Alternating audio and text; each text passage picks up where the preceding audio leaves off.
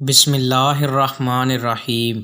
سیدنا صہیب بن سنان رضی اللہ تعالی عنہ بیان کرتے ہیں کہ رسول اللہ صلی اللہ علیہ وآلہ وسلم نے فرمایا، اللہ تعالیٰ نے مومن کے حق میں جو فیصلہ کیا مجھے اس پر تعجب ہے۔ بے شک مومن کا سارا معاملہ خیر والا ہے، اور یہ اعزاز صرف مومن کے لیے ہے۔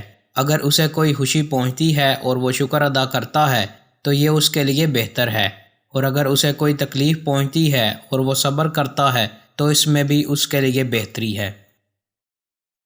سیدنا سعد بن ابو وقاص رضی اللہ تعالی عنہ سے روایت ہے کہ رسول اللہ صلی اللہ علیہ وآلہ وسلم نے فرمایا، یہ ابن آدم کی سعادت ہے کہ وہ اللہ تعالیٰ سے خیر طلب کرے، اور یہ بھی ابن آدم کی خوش بختی ہے کہ وہ اللہ تعالیٰ کے فیصلے پر راضی ہو جائے، اور یہ ابن آدم کی بدبختی ہے کہ وہ اللہ تعالیٰ سے خیر طلب نہ کرے، اور اس میں بھی اس کی شقاوت ہے کہ وہ اللہ تعالیٰ کے فیصلے پر ناراض ہو جائے۔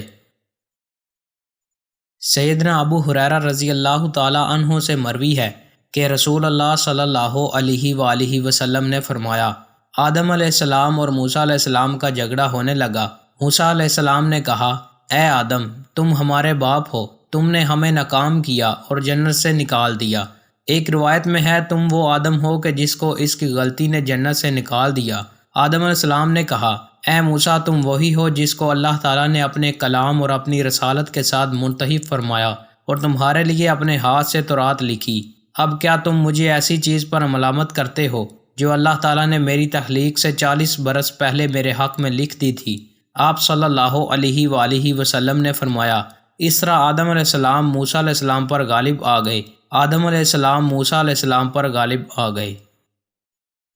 دوستو، مزید اچھی ویڈیوز کے لیے چینل کو سبسکرائب لازمی کریں۔ بہت شکریہ۔